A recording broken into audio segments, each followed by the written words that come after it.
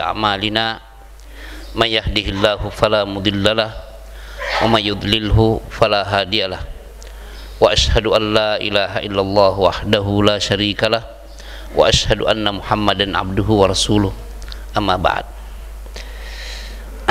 Jemaah sekalian, ikhwan dan akhwat, bapak-bapak dan ibu-ibu sekalian, di sini kita bertemu untuk ringkasan pelaksanaan jenazah ya. Jadi ini ringkasan, tidak bicara dalil kita sekarang. Sampai buku yang dicetak masjid itu tidak disebutkan dalilnya, tapi ringkasan.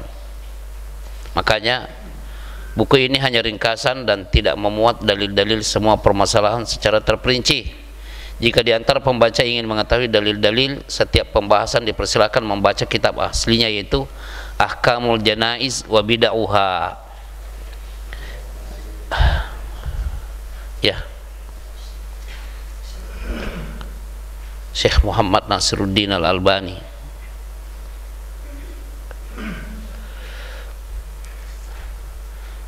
Jadi tujuan ini juga komunikasi antar masjid ya, bapak-bapak dan ibu sekalian.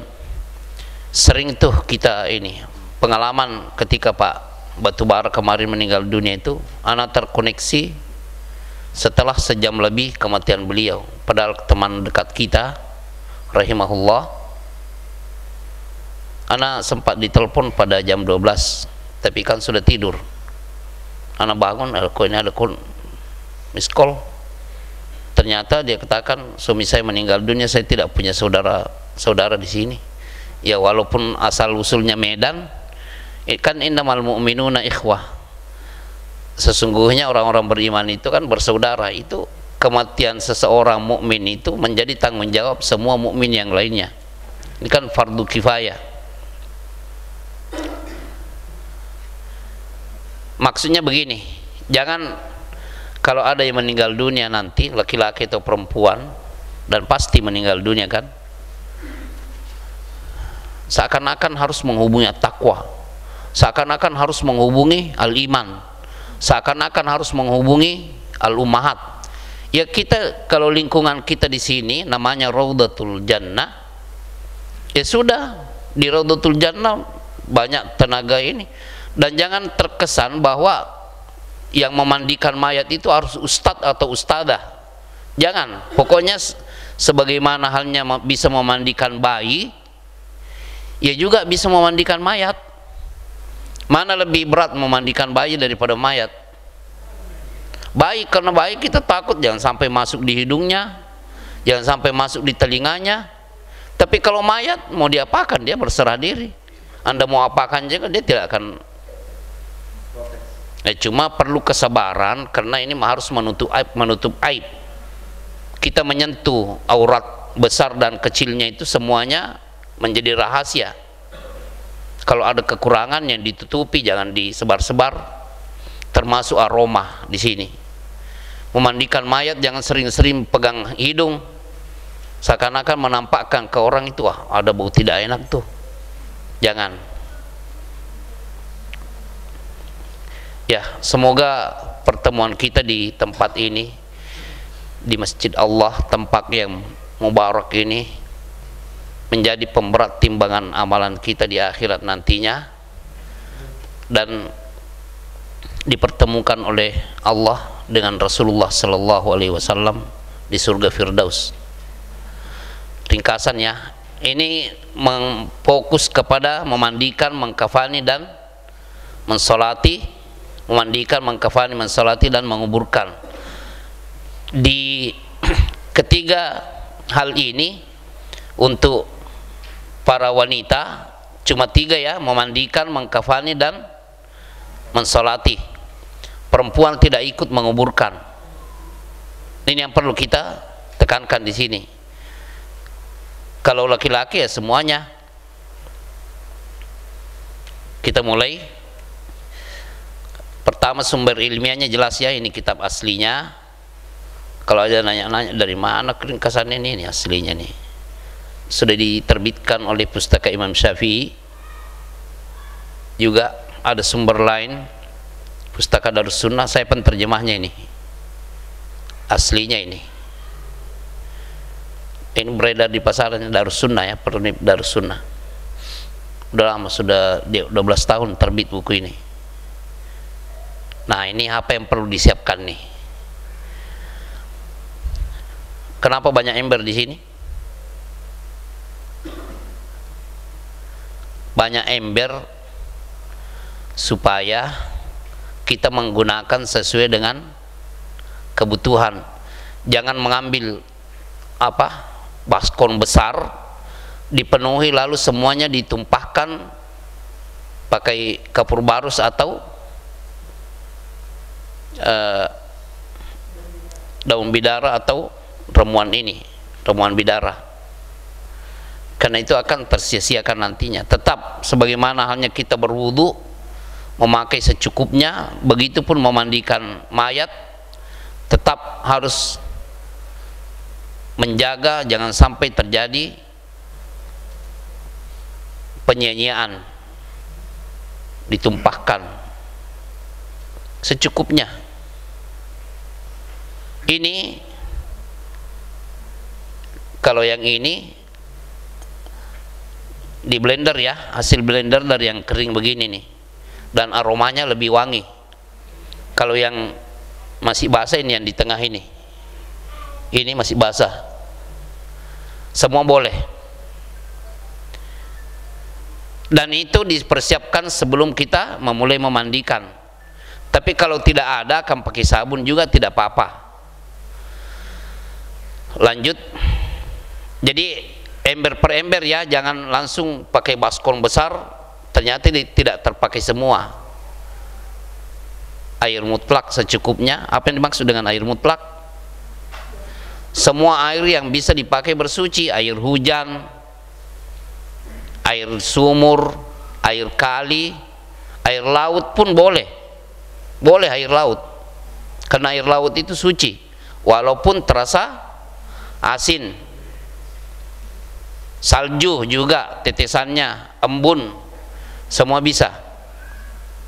Ini ada sidr bidara ya, yang kita ini lihat, ini kapur barus nih paling atas. Lalu dalam kondisi dibutuhkan ada sampo, ini sampo. Kemudian ada juga ini bukan yang 10 ribuan satu botol ya, ini misk, kan ada yang 10 ribuan tuh, terkadang yang membelinya cocok tapi yang di sampingnya tidak suka ya. Kalau yang begitu jangan yang 10 ribuan, yang bisa disukai oleh banyak orang. Yang di tengahnya juga ini campuran. Kenapa ada asap di sini? Ini ada asap, maksudnya asap di sini apa ini? Gaharu ya. Bagi yang punya, tidak semuanya harus. Sebelum memandikan mayat, seumpama ruangannya segini nih, letakkan, bakar gaharu di sini, gaharu di sana. Apa maksudnya? Supaya yang memandikan mayat itu, kalaupun ada aroma yang menyengat dari mayat, dia tidak merasakan. Ini juga usaha untuk menutupi aib kalau ada, tapi kalau tidak ada juga tidak apa-apa. Cukup ini dinding-dinding seperti ini, semprot pakai wangi-wangian supaya nanti ketika memandikan mayat, jika ada aroma yang terhembus dari mayat itu yang tidak enak, ya yang memandikan tidak usah pegang ini, pegang hidung, atau terkadang mual. Ya maaf ya, saya bisa bicara karena mengalami yang seperti itu. Kalau yang sakit itu, khususnya kalau sakit diabetes ya, cukup lama itu, kalau sudah meninggal itu banyak ini yang keluar, terkadang dari mulut, terkadang dari hidung, darah bercampur nanah, yang baunya itu ya sangat menyengat, terkadang dari dubur. Dalam kondisi yang seperti ini, kita diwajibkan untuk bersabar. Yang pertama, mengikhlaskan diri lillahi ta'ala tanpa pamrih ya. Jangan ada dalam hati tuh mau sebawa apa juga, yang jelas saya nanti dapat amplop. Nah, ini bahaya seperti ini. Kalau di dunia sudah dapat amplop, jangan berharap mendapat ruangan di surga Firdaus, karena Anda sudah dapat kan untuk beli rokok di Samsu lagi 234.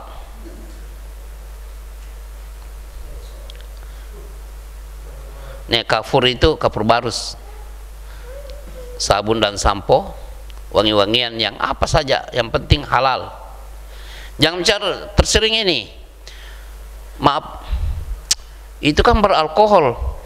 Terus kalau beralkohol kenapa? Apa salahnya kalau beralkohol? Alkohol itu yang memabukkan, kan kita tidak minum alkohol. Kita cuma mau pakai untuk membersihkan tangan atau tindakan yang lainnya. Tidak ada kaitannya dengan makanan. Kita tidak makan, tidak mabuk lah. Nah, ini kita juga menyiapkan handuk ya. Handuk itu nanti untuk, ya kalau kita habis mandi kan juga mengeringkan badan kan, sebelum diangkat ke kemana? Ke kafannya. Kain tebal untuk apa ini? Kain tebal. Karena ketika kita mandikan itu, ya kita kan sibuk memandikan, usahakan kain tebal itu letakkan di bagian antara kedua lutut dan pusarnya, supaya kain tipis yang dipakai untuk menutupi sambil menyiram itu tidak memberikan bayangan aurat. Memang boleh disentuh, tapi melihat tidak. Ini yang perlu kita ketahui.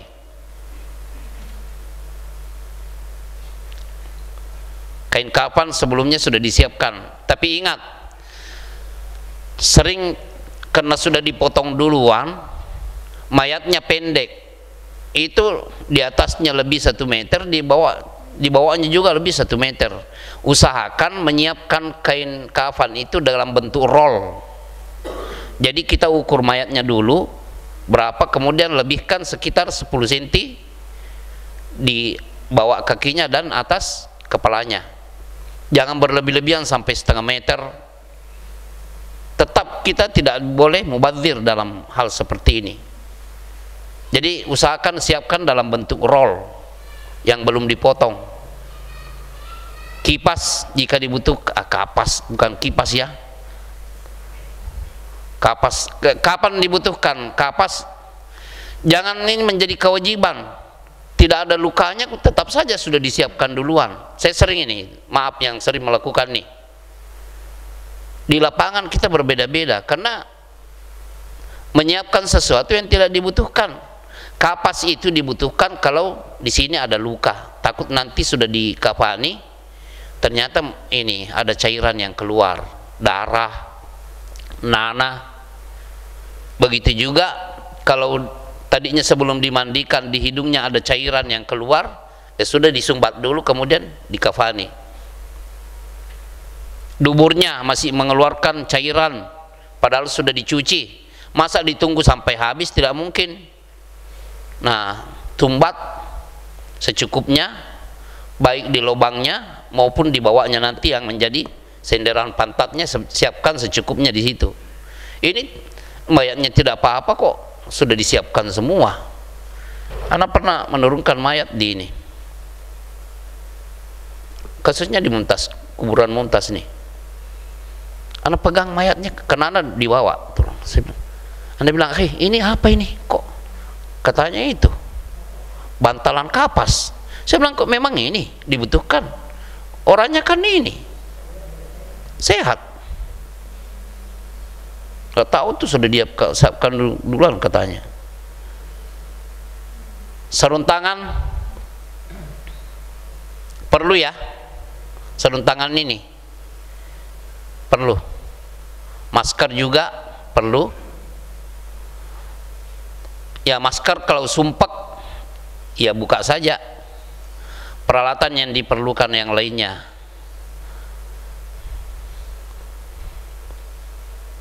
Ingat kapur barus, kapan dibutuhkan kapur barus? Permandian terakhir. Karena Nabi SAW bersabda ketika putri beliau Zainab radhiyallahu anha, Zainab ya putrinya, bukan yang Zainab istri beliau, putri beliau yang bernama Zainab, yang ada anak perempuannya namanya Umaymah, itu beliau SAW bersabda, waja'alu fi akhir guslihinna kafuran aw syai'an min kafur. Jadi berdasarkan nas hadis ini, kapur barus itu dibutuhkan pada siraman terakhir saja. Jangan seperti di lapangan kita berbeda-beda. Kok membuka apa? Kain kapan sudah di apa? Sudah diguguri dengan apa? Kapur barus itu tidak berdalil.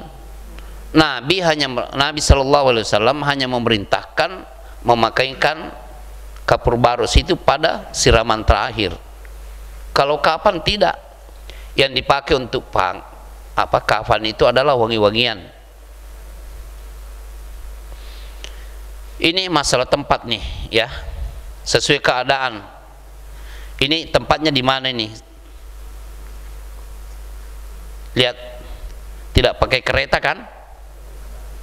Boleh di lantai langsung.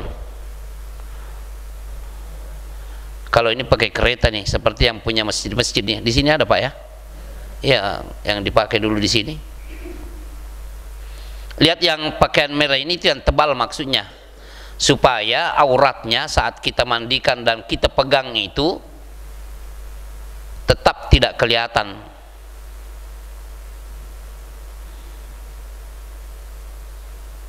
Nih sudah dia siapkan secara khusus. Lihat ya, sudah ber-AC, pakai exhaust fan lagi. Lihat ini, nih. Lihat ini AC ini ya. Ini AC. Ini AC. Kalau ini exhaust. Karena maksudnya itu supaya betul-betul aroma itu tidak tercium.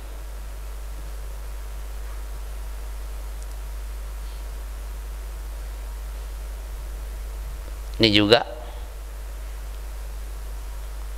sudah siapkan seperti ini ya, tempat servis motor dari atas tuh ininya. Ini bisa, kalau ini di Jeddah ya, ini Jeddah, pengambilan ini dari Jeddah. Ada memang itu tempat pemandian mayat di sekitar Masjidil Haram juga banyak seperti ini. Nah lihat ini AC ya, AC, kemudian ada exhaust fan, ini ada exhaust semua nih. Artinya supaya sirkulasi udara itu tetap berjalan dengan lancar. Kalaupun ada aroma-aroma yang tidak enak, itu tidak sampai menyengat. Ya kalau di sudut-sudut sini kita juga bakar gaharu sedikit supaya agak wangi dan aib mayat tidak ini tercium bagi kita. Coba ya kalau ada yang memandikan mayat, pas keluar dari tempat pemandian dia pegang ini hidungnya sambil geleng-geleng kepala, wah itu kesannya apa itu? Ini kan menuturkan aib seperti ini. Atau dia keluar lalu dia kesebut, dia nampakkan ininya, perasaan jijiknya terhadap mayat. Itu tidak boleh yang seperti itu. Ini di halaman berapa kalau di sini? Nomor 1 ya. Di halaman 8 ya. Jika sudah meninggal, berarti kalau belum meninggal jangan dimandikan ya. Bagaimana caranya mengetahui kalau orang sudah meninggal atau belum meninggal? Kalau dokter kan pakai di telinga ya, lalu dia ini. Cuma antum perlu ketahui, terkadang sudah tidak bernapas tapi jantungnya itu masih ada ini. Makanya dokter di rumah sakit itu butuh waktu sekitar setengah jam untuk memastikan. Ada nih kasus di RSUD sini. Saya bilang sama dokter, dokter sudah meninggal. Dia ambil itu alatnya. Masih ada Pak, saya bilang. ada bagaimana dokter, lihat aja wajahnya sudah ini. Kemudian belum, masih ini pak, saya mundur sekitar 20 menit baru dia katakan, yo sudah meninggal. Pegang ini juga sudah tidak bergerak. Memang kalau dipasang di sini ya denyut jantung masih ada sedikit begini bekerja, tapi kan pernapasan sudah tidak berfungsi. Nah saya saksikan sendiri begini. Nah bilang sudah wafat nih. Dokter belum terima. Jadi dokter untuk memastikan, mungkin etika ini pak ya, SOP-nya dokter itu jangan terburu-buru. Ya kita tidak bisa salahkan juga. Kalau terjadi di ini seperti kejadian juga di Makrik itu depan Safar, waktu itu masih kelas 1 SD. Ada kejadian di depan itu, Far, di gang masuk itu. Ini orang tua di situ. Saya dikedor 2:30 malam oleh tukang ojek di situ. Ada apa pak? Ustaz maaf, itu Pak Haji itu di atas habis diurut, tidak mau ini lagi, tidak ngomong-ngomong lagi. Maksudnya ya nggak tahu, sudah didatangkan itu tuh ada paranormal dipanggil, nggak berani dia mengatakan mati, meninggal. Nah masuk, assalamualaikum. Wah kenapa Pak Haji Husin? Lah Ustadz kenal dia, ini teman saya, suka ini ngobrol. Ada apa? Ini tadi malam Ustadz di ini harus bis diurut. Setelah disuruh ini dia tengkurap ya. Ini juga hati-hati nih, kalau di ada Pak Sabirin nggak nih? Jangan mengurut orang, memijit orang itu dalam kondisi tengkurap. Kalau dia ada ini, ada masalah jantung itu, loss itu keinakan, nah, akhirnya loss. Kasusnya seperti ini nih, diurut. Pas Pak balik sudah selesai, sudah tidak bernapas. Di Matraman Jakarta ada kejadian yang sama. Orang-orang yang punya silent killer itu, pembunuh diam-diam, itu jantungnya bermasalah tapi dia nekat tengkurap. Nah ini bahaya seperti ini. Yang bersangkutan itu tidak berani mengatakan kalau ini meninggal. Saya tempelkan telinga saya di dadanya, terus saya pegang ininya, nadinya sudah. Saya bilang, Bu, menurut pengalaman saya, Bapak sudah tidak ada, sudah meninggal. Baru pada menangis.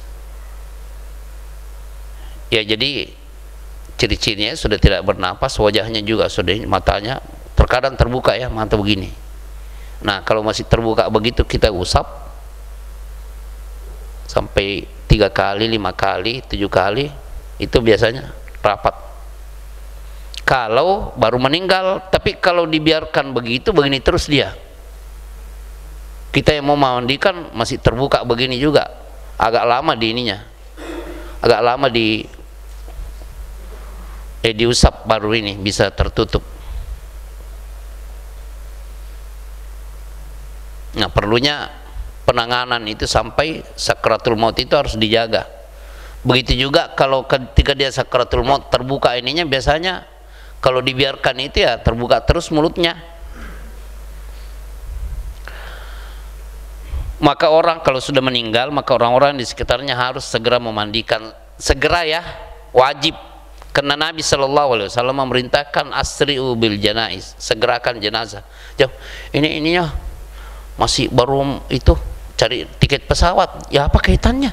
Mandikan saja dulu, segera mandikan, kemudian kafani. Nanti kalau kafannya mau dibuka lagi, wajahnya mau dilihat, mau dicium, boleh, silahkan. Bagi anak-anaknya dan istrinya dan juga mahram yang lainnya, kalau mau silahkan. Jadi boleh dibuka ya, tapi segerakan. Karena kalau sampai 3 jam lebih setelah meninggalnya itu kaku biasanya. Banyak yang tidak bisa kita lakukan dengan leluasa. Ketiaknya kita mau bersihkan, susah karena sudah tegang. Apalagi kalau dari rumah sakit sudah disedekapkan, nah, waalaikumsalam, disedekapkan lalu diikat, itu biasanya susah meluruskan. Dalam memandikan diperhatikan berikut, memandikan 3 kali atau lebih. Apa yang dimaksud 3 kali? 1 kali mulai dulu dari pertama kali ya, duburnya dan kubulnya, depan dan belakang. Ini berlaku bagi laki-laki dan perempuan. Laki-laki dan perempuan sama ini. Jadi kalau ada kotoran, tapi ingat, tidak disyariatkan walaupun prakteknya viral, menekan perutnya lalu dinaikkan kepalanya. Tidak ada syariat seperti itu. Kalau memang membersihkan duburnya tidak ada yang keluar, sudah jangan dipaksakan, ditekan perutnya kemudian diangkat kepalanya. Menurut sebagian ulama itu kezaliman. Coba kalau dia hidup, kamu berani melakukan hal itu ya? Pokoknya orang kalau mulas berak, kalau tidak ya sudah tidak, jangan dipaksa-paksakan. Begitupun kalau, karena kehormatan seseorang muslim yang hidup sama ketika dia meninggal sama ketika dia hidup, kehormatannya. Makanya antum melihat, andaikan permasalahan ini dimasuki akal, orang akan mengatakan atau syaitan akan membisikkan, buat apa sih dimandikan sampai 3 kali, kan toh akan berhadapan dengan ini belatun, ngapain segala dikasih ini wangi-wangian, kapalnya toh kan diselipkan ke dalam tanah. Tapi ini syariat, tidak bisa kita masukkan akal di sini. Tetapi perlakuan kita itu sebatas dalil juga, jangan mengada-ada.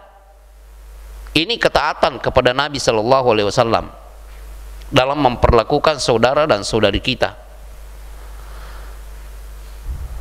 3 kali ya.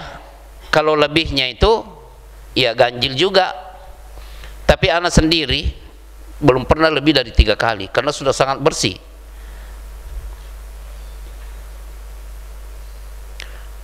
Jumlah ganjil mencampur sebagian dengan sidr. Inilah yang dimaksud tadi dengan daun bidara atau daun bidara yang sudah di blender, yang kering ataupun yang basah. Daun bidara itu begini, kalau kita memandikan mayat tanpa daun bidara, cuma pakai sabun, itu kulitnya itu lembek. Tetapi kalau kita pakaikan daun bidara, campuran bidara, ini agak mengeras dia. Itu bedanya. Artinya zat yang ada di sabun itu terkalahkan oleh daun bidara. Makanya jin yang nakal juga takut sama daun bidara. Coba kalau ada orang yang kesurupan, kalau di ruqyah sambil mandikan pakai daun bidara, biasanya lebih cepat ininya, lebih cepat sembuhnya dibanding dengan yang tidak pakai daun bidara. Biasanya dibandingkan pakai daun bidara itu langsung meraung-raung dia. Entah hikmah yang Nabi Shallallahu Alaihi Wasallam ajarkan pada pemakaian daun bidara. Dan antum perlu tahu, buahnya juga enak dimakan ya, daun bidara. Ada buahnya, enak dimakan. Atau yang menggantikan fungsinya seperti sabun, sampo, mencampur mandi terakhir ya, terakhir dengan wangi-wangian seperti kafur barus, kamper. Dan ini lebih afdal karena beliau bersabda, waja'alu akhirahunna min kafur. Pakai pada mandi terakhir dengan mencampurkan kamper atau kafur barus. Tapi ini ada pengecualiannya. Jika yang meninggal dunia sedang melakukan ihram, apakah ihramnya untuk umrah saja atau umrah dan haji, tidak boleh diberi wangi-wangian. Ada larangan seperti itu. Makanya yang memandikan mayat di sekitar Al-Haram itu kan mereka dibekali dengan keilmuan sebelum menjadi petugas petugas negara ya kalau di sana, dibawa naungan riayatu alal haramain, mereka seperti pegawai negeri di situ, tapi keilmuannya memadai. Kalau dia tahu kalau ini sedang berihram, ya dia tidak pakaikan wangi-wangian. Ikatan rambut khususnya wanita ya dibuka ketika mau dimandikan, ya seperti orang yang keramas sendiri ketika masih hidup, menyisir rambutnya,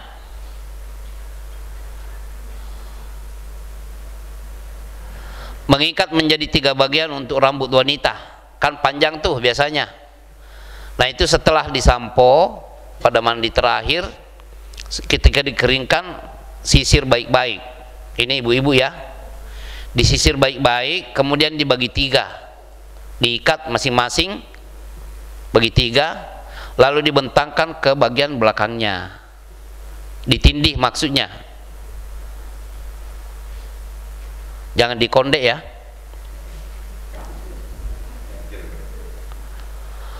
Memulai memandikan dari bagian kanannya dan anggota wudhunya. Ya kalau kita sendiri kan mandi junub begitu kan, mandi haid, mandi nifas, mandi Jumat begitu.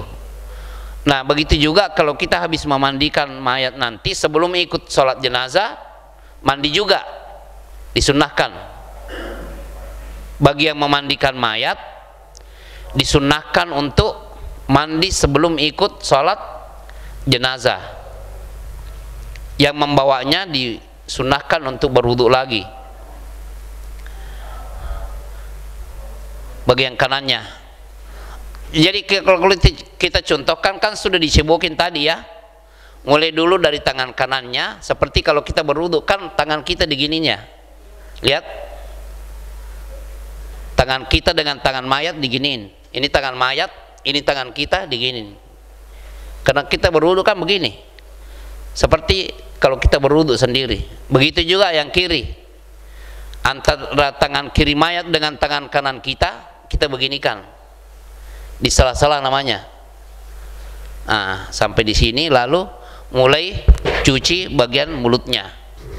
Tidak mesti dimasukkan seperti kalau kita berkumur-kumur, kalau giginya juga terjangkau tidak apa-apa. Ingat kalau ada gigi emas bagaimana? Kalau memang mencabutnya itu gampang, tidak mempengaruhi aslinya, ambil, kemudian serahkan ke ahli warisnya. Tapi kalau itu menyulitkan dan bahkan bisa ini berpengaruh kepada aslinya, jangan, biarkan di situ. Makanya kalau lagi sehat-sehat begini tidak usah pakai begitu. Iya. Pakai di bagian yang bisa dibuka secara mudah. Laki-laki dimandikan oleh laki-laki juga, dan wanita dimandikan oleh wanita juga, kecuali bagi suami istri. Tapi kalau suaminya meninggal dunia, lalu istrinya mau mandikan, tapi tidak bisa sendirian, bagaimana? Kalau istrinya meninggal dunia dan suaminya yang mau mandikan, mungkin bisa sendirian kan? Kuat dia. Tapi sebaliknya belum tentu. Yang boleh menemani adalah mahram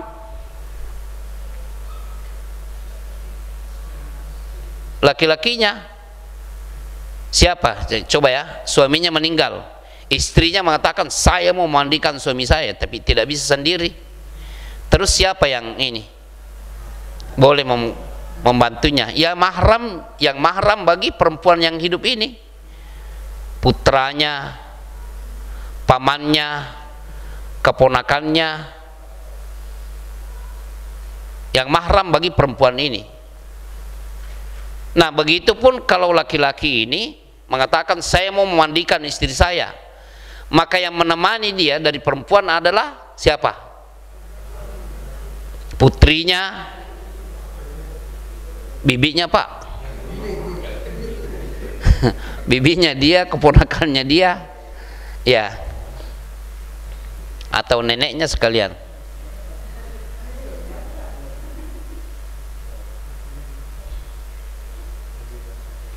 Memandikan dengan potongan-potongan kain dalam keadaan terbuka, ya, biasanya ini penggantinya sekarang adalah apa yang sering ini? Iya, pakai.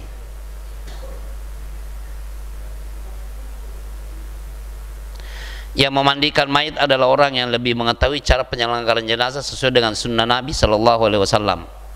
Jangan sok tahu ya, mentang-mentang sorbannya panjang, dia yang harus memandikan mayat. Jika tanya, pernah nggak mempelajari dalil-dalil tentang memandikan mayat?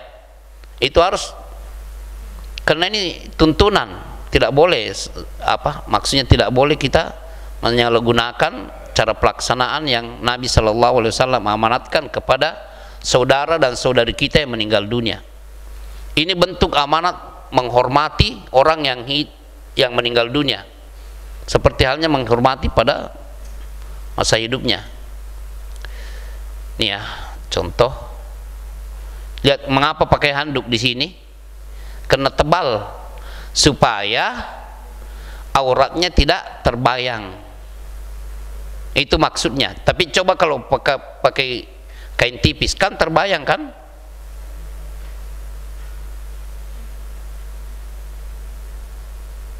Lihat, yang dimaksud potongan kain atau apa tadi namanya? Yang dipakai menggosok ini.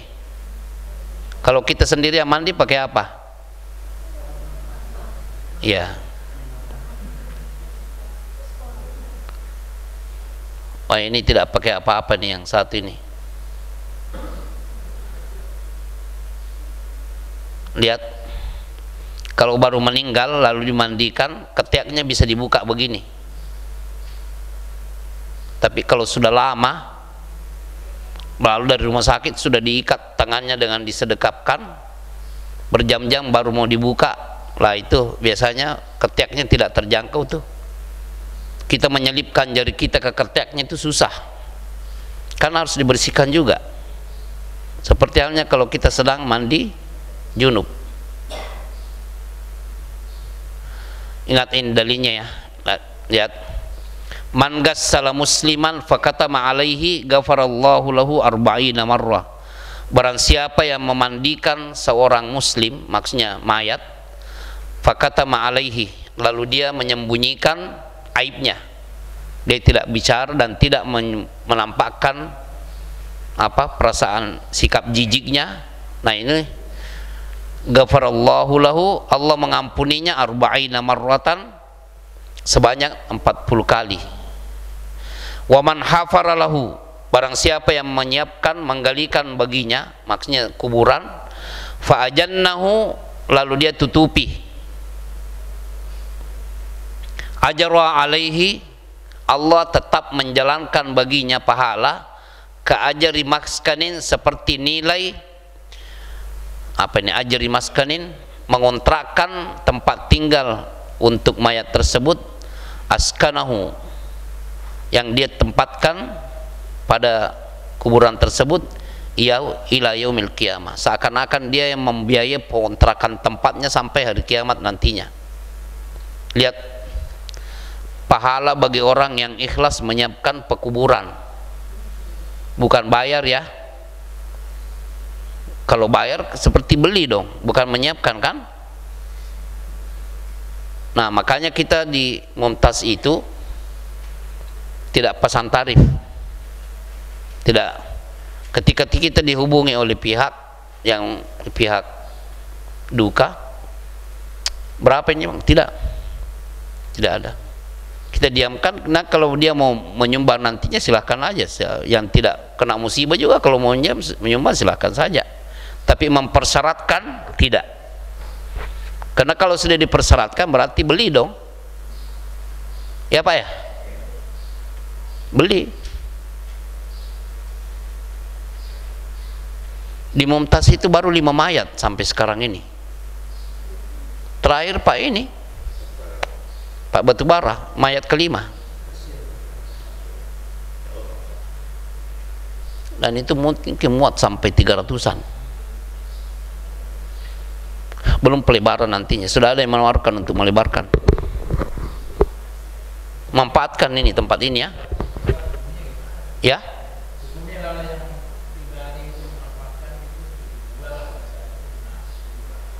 Ya.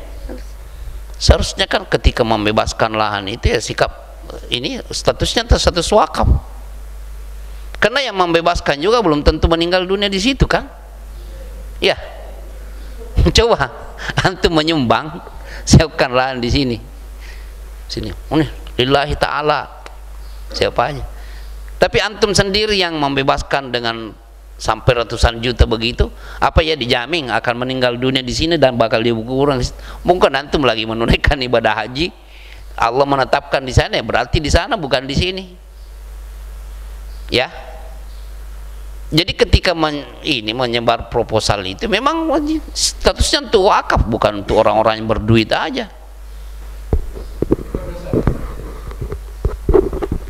Allah yang lebih mengatakan, yang jelas tidak tepat. Kalau tidak tepat ya gimana hukumnya? Kalau tidak tepat dalam arti tidak benar. Nih, waman kafanahu, barang siapa yang memasangkan baginya kafan, kasahullahu yaumal qiyamah, nanti pada hari kiamat dia akan dipakaikan oleh Allah min sundusin. Apa ini? Sutra tebal atau sutra ini? Yang wa istabrak juga sutra tipis yang terdapat di surga. Ya, makanya harus ikhlas ya. Jangan sedang mengkafani mayat pikirannya ke amplop. Wah, berapa nanti nih? Amplopnya berapa nih? Selalu begitu. Sampai kapan kaum muslimin dituntut dengan cara-cara yang begini? Dulu Nabi SAW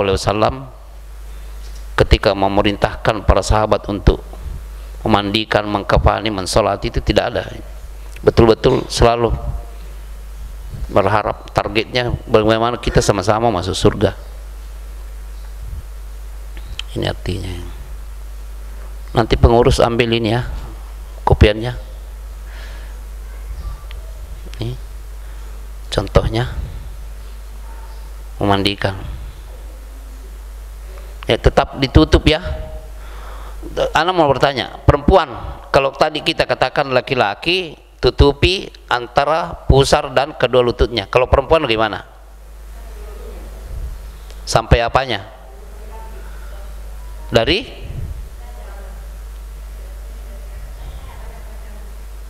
coba dari leher sampai kaki ya. Boleh dipegang tapi tidak dilihat ya. Kita tetap harus beradab kepada dia. Coba kalau dia masih hidup, kita kan tidak leluasa melihat ini. Sampai kalau dia telanjang dan dia tidak tahu kita sedang di situ, tidak boleh ambil kesempatan lihat-lihat begini. Jangan. Karena ini amanat. Tidak boleh melihat aurat orang. Ketika dia meninggal dunia pun begitu hukumnya.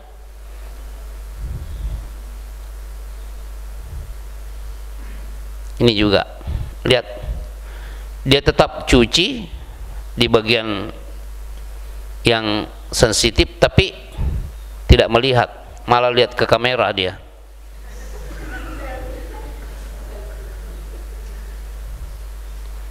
Ini mengeringkan ya, ketika mengeringkan sudah. Jadi kita simpulkan dulu nih, tadi memandikan tadi berapa kali? Ya, yang pertama kali itu mulai dulu bersihkan dubur dan kubulnya. Ya, bersihkan tanpa harus menekan perutnya dan mengangkat kepalanya, tidak. Kemudian mulai dari anggota wudhunya, seperti kalau kita sendiri mau ke kanan ke kiri, sampai kakinya. Kakinya kalau kita berwudhu sendiri kan jari-jari kiri kita kan digini-gini pakai ini ya, pakai apa ini, kelingking. Begitu juga terhadap mayat. Selesai, mulai dari bagian kanan siram, begitu juga di belakangnya. Kalau alat mayatnya itu ternyata bolong-bolong di sini, bisa masukkan tangan begini kan, cukup menyiram dari sini. Boleh disemprot pakai ini selang. Begitu juga ke kiri, lalu pakaikan sampo dan sabun, semuanya bilas sampai selesai. Satu. Kedua, langsung berwudu saja, anggota wudunya tidak perlu duburnya lagi karena sudah tadi kan. Dan ketiga seperti itu.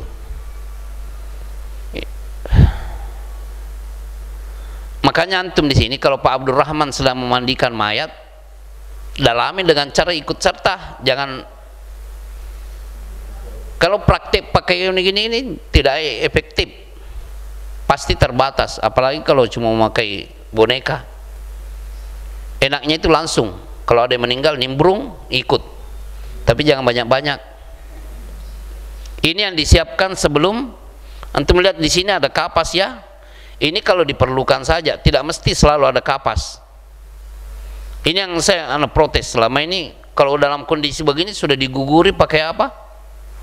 Kapur barus. Padahal kapur barus itu Nabi perintahkan dipakai pada bilasan terakhir. Bilasan kemana ini? Bilasan ke 3 setelah disabuni dan disampui.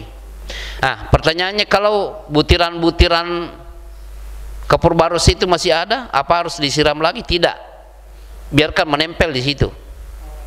Ya, kan itu memperkuat ini aroma dan juga ininya, kulitnya. Ini kalau pakai kereta nih. Setelah selesai memandikan mayat, maka wajib dikafani. Kain kafan serta biayanya diambil dari harta mayit ya. Tapi kalau anaknya bilang ini pakai ini saja, seharusnya kain kafan menutupi semua anggota tubuhnya. Ini ada pengecualian, tapi biasanya jarang pada zaman kita, alhamdulillah. Tapi karena ini hukum Islam, terjadi pada seorang sahabat meninggal dunia, kafannya itu kalau dimenangkan kepalanya, kakinya kelihatan. Kalau kakinya dimenangkan, kepalanya. Akhirnya Nabi Shallallahu Alaihi Wasallam memerintahkan untuk mendatangkan daun-daunan yang wangi untuk ditutupi.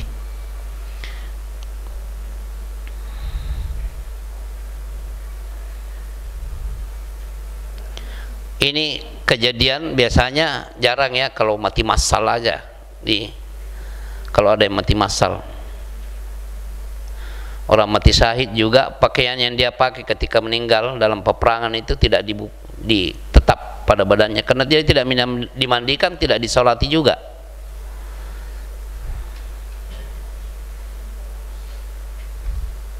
Dianjurkan dalam pemakaian kain kafan warnanya putih. Kalau tidak ada putih bagaimana?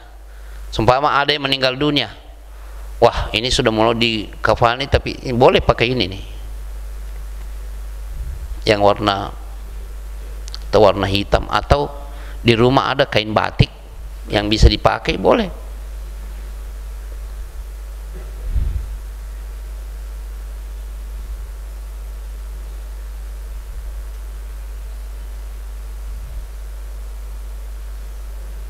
Memberikan wangi-wangian. Jadi setiap lembar itu sebelum kita tebar, bentangkan atau bentangkan dulu, kemudian berikan wangi-wangian. Boleh juga kalau ada membakar gaharu, ya angkat, kemudian di atasnya gini kan, di atas gaharu.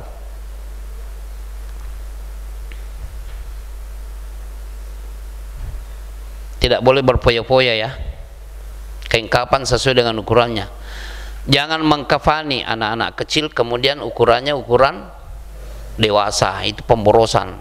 Makanya kita katakan tadi, siapkan kalau mau menyiapkan kafan dalam bentuk roll. Jadi kalau ada yang meninggal dunia baru diukur. Kalau dia pendek, pendekkan juga. Kalau dia tinggi ya panjangkan juga, sesuai kebutuhan. Lihat ini, ada masalah nih. Lihat yang paling terakhir, di lapangan ada perbedaan ya. Dalam tata cara mengkafani tadi, mengkafani wanita sama caranya mengkafani pria, karena tidak ada dalil sahih yang menjelaskan perbedaan itu. Terus apa landasannya? Selama ini nih kami takhrij nih hadisnya nih. Hadis Laila binti Qanif Ats-Tsaqafiyah itu yang menyatakan bahwa ketika memandikan dan mengkafani Ummu Kalsum putri Nabi, ada membikinkan dir' khimar, ada pakaian khusus sebelum yang 3 lembar itu. Tetapi antum lihat di sini, isnaduhu dhaifun li jahalati Nuh ibnu Hakim Ats-Tsaqafi. Titik kelemahan itu ada pada periwayat ini. Jadi hadis ini tidak dijadikan sebagai pengkhusus karena dia lemah. Ya, nih hadisnya sudah ditakhrij ya. Hadis Ummul Atiyah lebih umum di sini. Dia katakan Nabi Shallallahu Alaihi Wasallam masuk kepada kami sementara kami sedang memandikan putri beliau yaitu Zainab binti Rasulullah. Lalu beliau bersabda, iksilnaha thalathan, mandikan dia 3 kali atau 5 kali atau 7 kali atau lebih daripada itu kalau kalian melihat hal itu diperlukan. Lalu Ummu Atiyah mengatakan dengan witir, dengan ganjil, beliau bersabda, iya. Waja'alna fil akhirati kafuran aw syai'an min kafur. Di akhir mandi terakhir itu ini pakaikan sebagian kafur barus. Fa idza faraqtunna, kalau kalian sudah selesai memandikan, fa'adini, panggil aku. Falamma faraqna adzannahu, ketika kami sudah selesai memandikan, kami panggil beliau. Fa'alqaina hiqwahu, beliau menyerahkan kain beliau kepada kami. Lalu beliau memerintahkan as'irnaha iyahu, pakaikan kain ini kepadanya. Dan kami menyisir rambutnya 3 bagian di ini riwayat lain fadhafarna syi'raha thalatha athlas, jadi 3 bagian.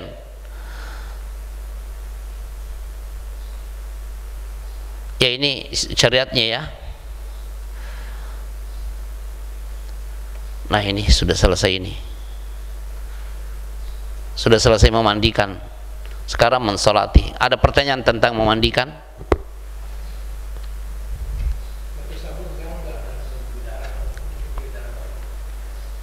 Ya, boleh.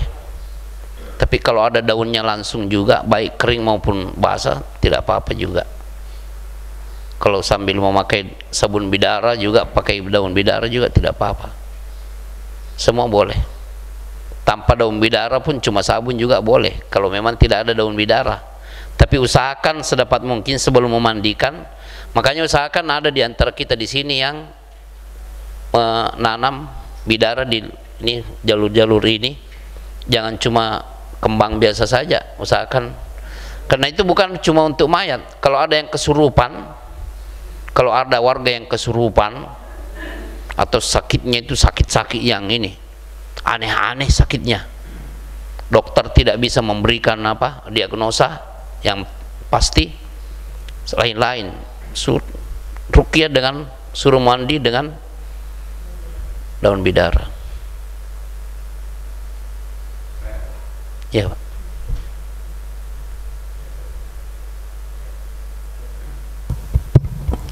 Terima kasih. Assalamualaikum warahmatullahi wabarakatuh. Waalaikumsalam. Yang saya tanyakan, bolehkah kita memperlakukan tidak sama dengan jenazah dalam memandikan? Contoh, apabila yang meninggal itu sudah mengalami sakit sampai berbulan-bulan bahkan bertahun-tahun dengan jenazah yang baru meninggal.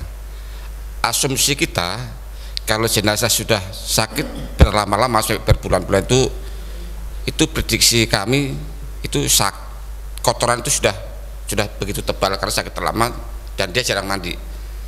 Kemudian yang orang yang meninggal mendadak itu kondisinya badannya sudah bersih. Kemudian kita memperlakukan beda. Apabila ada jenazah yang meninggal itu mendadak tidak mengalami proses sakit, kita hanya memandikan sekali. Misalnya tadi ini boleh apa tidak ya. Kemudian yang sudah berbulan-bulan sakit kita mesti minimal 3 kali seperti itu. Ada perbedaan cara pemandiannya. Itu aja pertanyaan saya. Terima kasih. Assalamualaikum warahmatullahi wabarakatuh. Ya, lihat ya, hukum Islam dalam masalah ini. Kita kalau hidup tidak bisa mandi.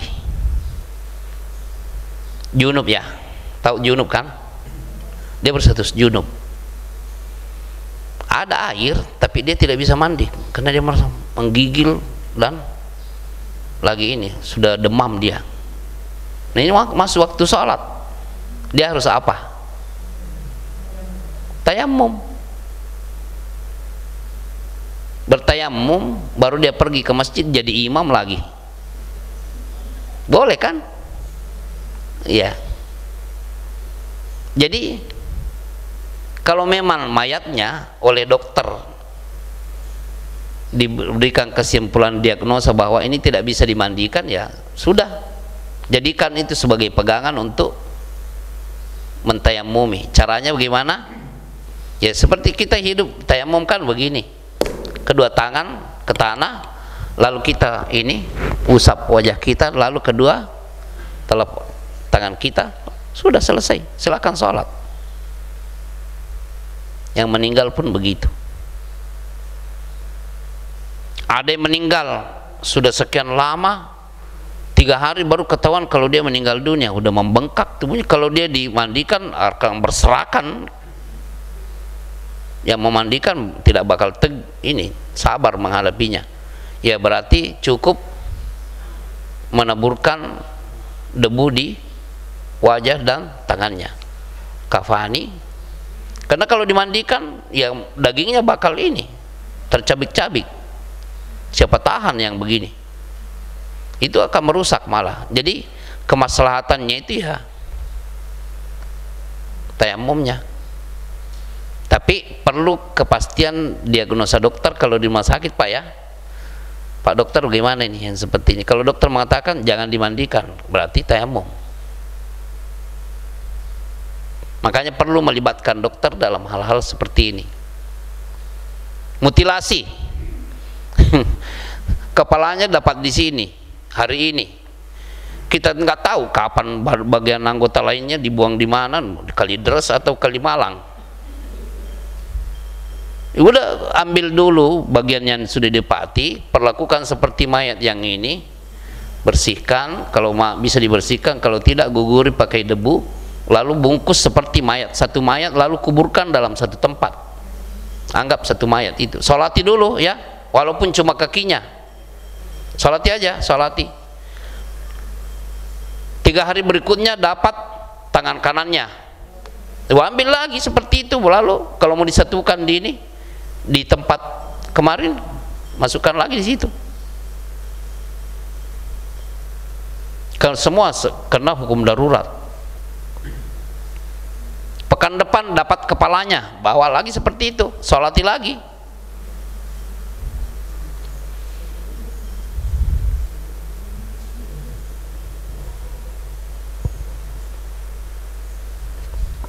Baik Ustadz. Ya Pak. Ada satu lagi.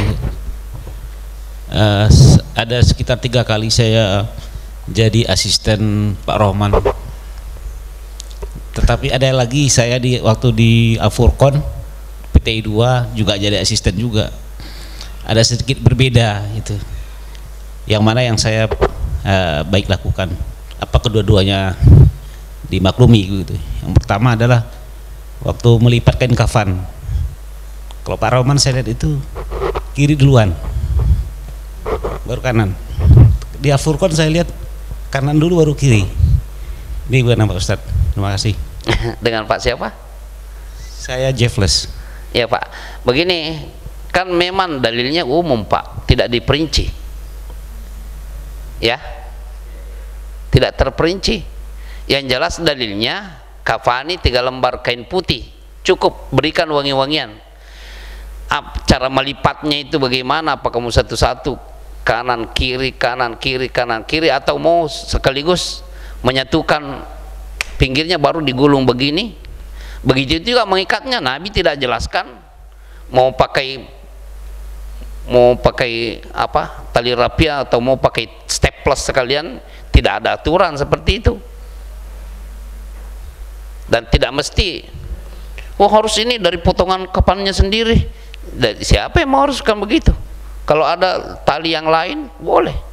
Dan ini juga mengapa ini cuma maslahat mursalah yang muncul tanpa dalil.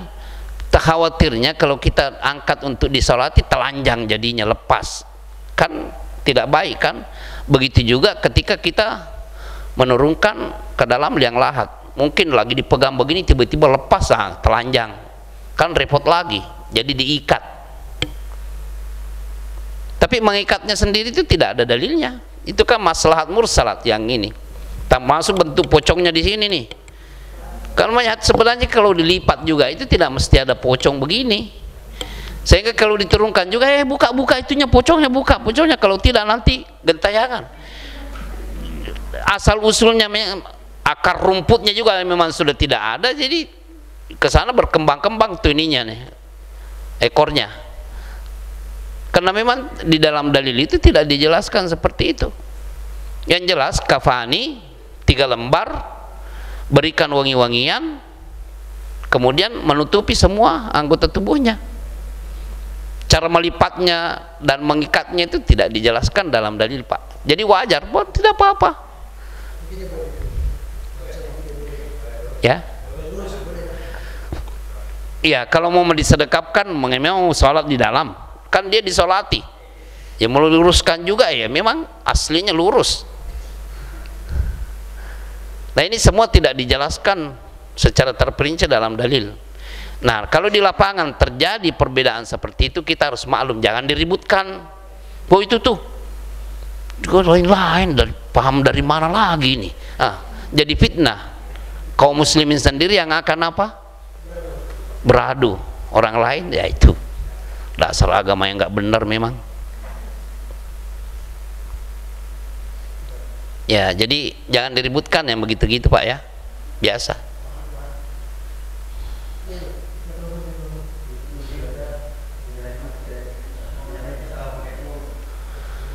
Waalaikumsalam warahmatullahi wabarakatuh. Assalamualaikum. Nama saya Agung, Pak Ustadz. Iya Pak, silakan. Saya mau mohon pencerahan dari Pak Ustadz. Bagaimana kalau ada si bayi, jabang bayi, Pak Ustadz, meninggal Ya, Pak. dalam kondisi di sana misalnya dokter sudah membersihkan dan akhirnya karena situasi itu kita tidak memandikan, Pak, tapi langsung mengkafani gitu. Tidak dimandikan, kenapa, Pak? Jadi memang rentar-rentur sangat mengkhawatirkan begitu, Pak. Bayi yang baru prematur. Oh, prematur. Betul. Iya. Iya. Mohon ini, Pak. Yang menganjurkan untuk tidak dimandikan medis. Iya, dokter. Iya, ikuti. Iya. Apa-apa. Iya. Karena memang mengkhawatirkan, jadi langsung kita kafani, ya kan? Kita sholatkan, kita kuburkan meskipun prematur. Tapi kalau dimandikan juga boleh. Ya, prematur, lahir cepat namanya, sebelum waktunya. Tapi prematur kalau sudah melebihi 4 bulan sudah bernyawa, berarti kita salati kan? Iya.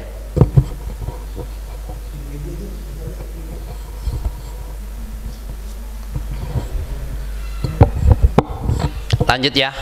Ini Pak, ya. Ibu-ibu barangkali mau nanya tuh. Kalau ibu-ibu sudah paham, Pak. Makanya nggak ada pertanyaan, sudah dikuasai ini sebelum. Ya, Pak Abdurrahman. Silakan Pak Abdurrahman. Ini seharusnya yang membawa materi ini Pak Abdurrahman nih. Mengenai ini daun bidara, kita sering memandikan itu sudah disiapkan daun bidara. Akan tetapi daun bidara itu kan menurut pandangan anak sendiri, yaitu supaya memakai daun bidara itu bisa mengeluarkan yaitu busanya. Namun kalau tidak di blender tidak akan mengeluarkan busa. Kalau cuma dikucek-kucek itu, akhirnya tidak memakai daun bidara.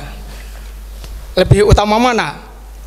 Memakai daun bidara atau sabun, daun bidara tanpa di blender tapi tidak mengeluarkan busa.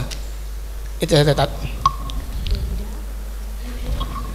Kenapa tidak pakai daun bidara?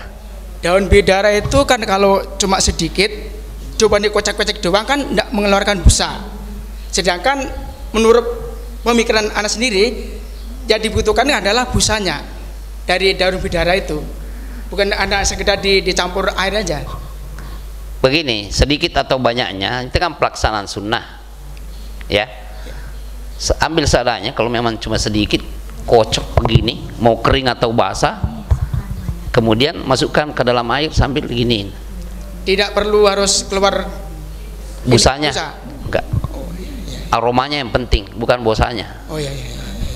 Ya, segera Tan. Iya. Dan antum ini ambil ya tangan. Kalau antum sedang ini, ambil daun bidara, lihat tangannya ini, foto sekalian tangannya sebelum pegang daun bidara. Kemudian ambil daun bidara, kocok begini lalu cuci tangan. Bedakan antara sebelum dan sesudahnya, pasti beda. Dan itu hikmahnya Nabi memerintahkan pakai daun bidara. Kalau sabun itu kan cuma aroma. Jadi nggak harus perlu sampai keluar busa kan? Tidak mesti. Kocok saja, tidak mesti. Apalagi kalau kering, mana berbusa. Tidak berbusa kalau sudah kering, tapi aroma tetap keluar. Ya. Jadi usahakan tetap mengikuti sunnah walaupun porsinya sedikit atau tidak memadai. Tetap pakai daun bidara.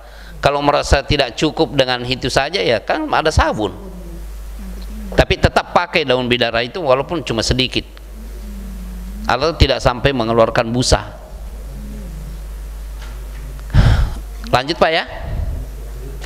Ya, ini sekarang kita salat jenazah nih.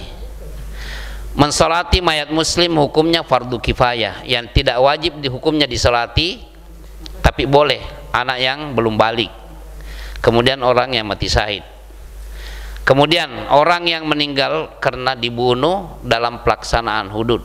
Dia membunuh orang lain sampai dikisas, atau kedapatan membawa barang haram. Nah, peraturan orang sudah menjadi apa namanya Pak, agen, sudah banyak korbannya juga, akhirnya dipenggal. Tetap kita mandikan, kita solati. Atau maaf, naudzubillah, sudah punya pasangan tapi berzina, kan hukum rajam juga kan, tetap kita ambil lalu kita mandikan, solati. Orang yang berhutang tetap kita solati. Sementara orang yang dikuburkan sebelum disolati atau sebagian sudah mensolati sementara yang lainnya belum mensolati, maka boleh salat di kuburnya. Dia mendengarkan jemaah meninggal dunia dari jauh, dia kejar, ternyata sudah berangkat ke kuburan, menyusul ke kuburan, ternyata sudah dikuburkan, boleh salat di kuburannya seperti halnya salat jenazah. Orang yang mati di suatu tempat di mana tidak ada seorang pun yang mensolati di sana, maka sekelompok kaum muslim mensolatinya dengan salat gaib.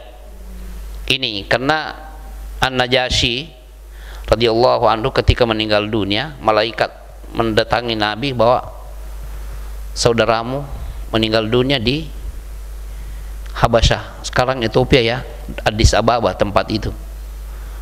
Maka Nabi SAW mengumpulkan sahabat di suatu areal, bukan di masjid, untuk sholat jenazah, sholat gaib namanya, sholat jenazah tapi mayatnya tidak di situ. Tapi kalau di tempat itu sudah ada sholat, ya sholat gaib sudah tidak disyariatkan. Diharamkan mensolati, memohonkan ampunan dan rahmat untuk orang-orang kafir dan orang-orang munafik. Berjamaah dalam sholat jenazah hukumnya wajib, tidak sendiri-sendiri ya.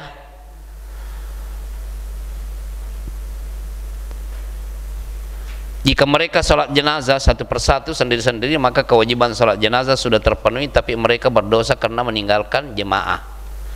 Ya karena Nabi mencontohkan sholat jenazah itu berjemaah. Jumlah minimal jemaah yang disebutkan, yang tersebutkan dalam pelaksanaan sholat jenazah adalah 3 orang. Bagaimana kalau cuma 3 orang?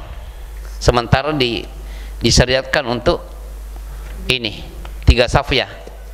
Ya, imam satu-satu.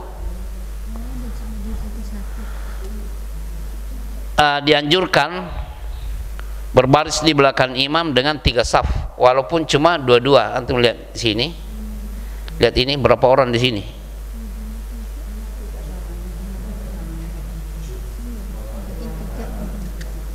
Imam 1, di saf pertama ada berapa?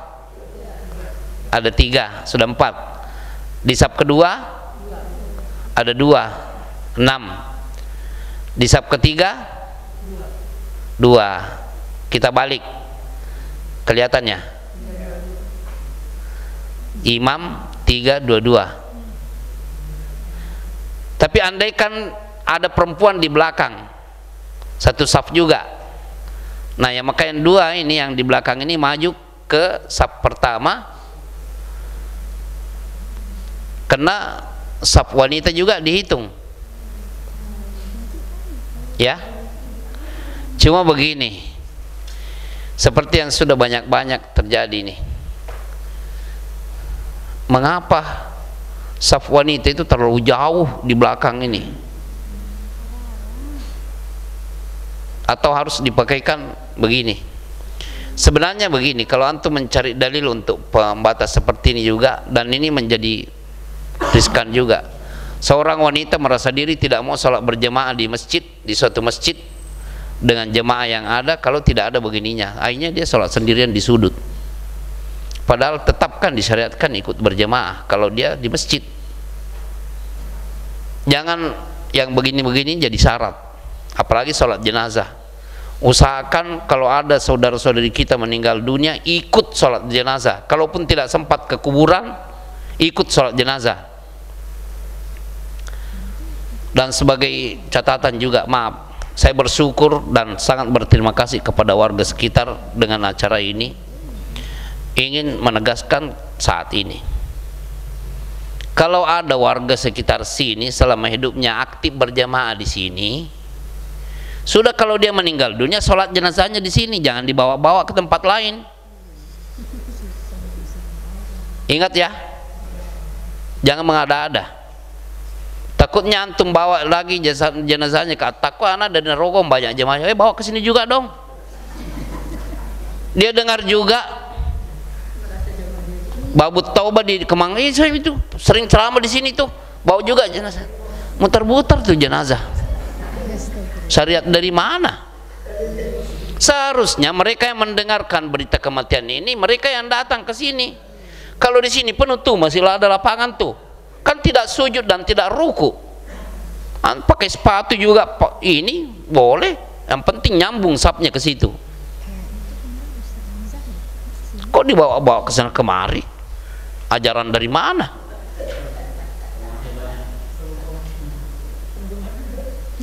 Orang di sana yang harus datang ke sini mensolati di sini, tinggal tanya jam berapa mensolati,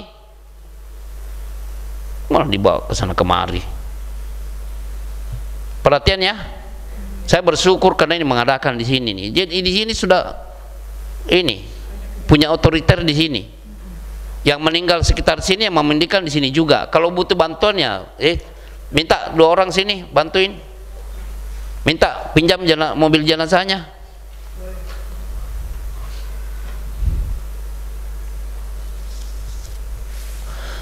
Jika yang dengan imam hanya 1 orang, maka ini sudah tadi ya, pemimpin atau wakilnya, imam maksudnya imam kaum muslimin, kalau ada dia yang sholat. Karena memang begitu kan, selama Nabi hidup kan beliau yang memimpin sholat jenazah. Ini kalau jika kebetulan banyak sekali jenazah, terdiri dari jenazah laki-laki dan jenazah wanita, maka mereka disolati sekali sholat. Jenazah laki-laki meskipun masih anak-anak diletakkan lebih dekat dengan imam, sedangkan jenazah wanita di arah kiblat.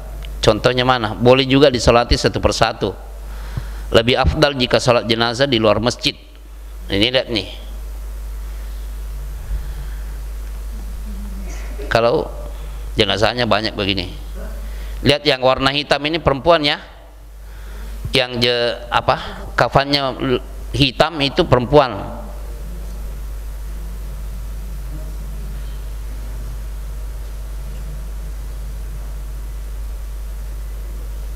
Nah ini di luar masjid nih.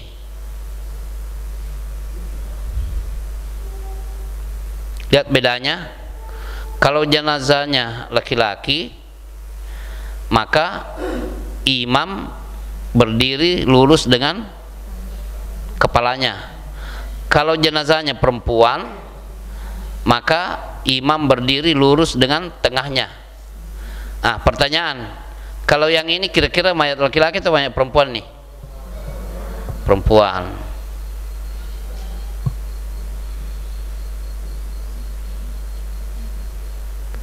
Nih caranya, setelah takbir pertama membaca surat Al-Fatihah dan satu surah.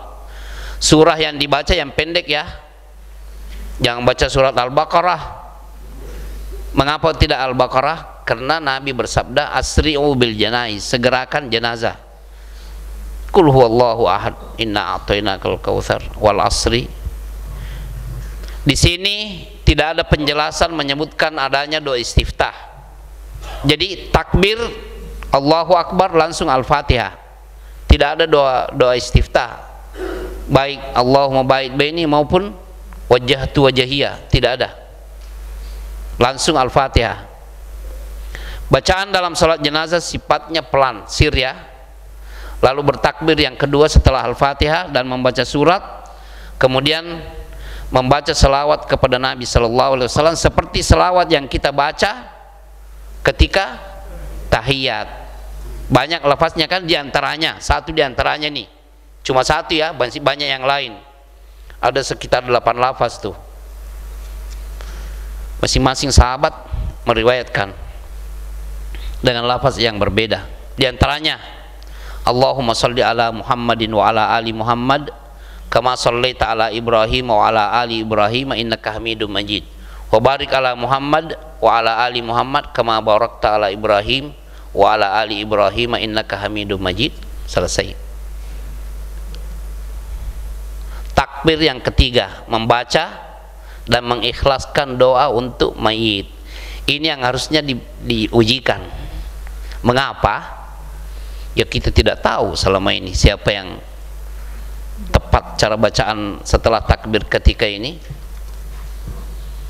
Berdoa dengan yang sah dari Nabi sallallahu alaihi wasallam. Ini diantaranya nih, yang paling komplit ini. Ya, Allahumma ghfir lahu warhamhu wa'afihi wa'fu anhu. Tapi melihat dhamirnya, dhamir kata ganti ya, pronoun. Itu ini untuk laki-laki. Karena hu itu adalah nya.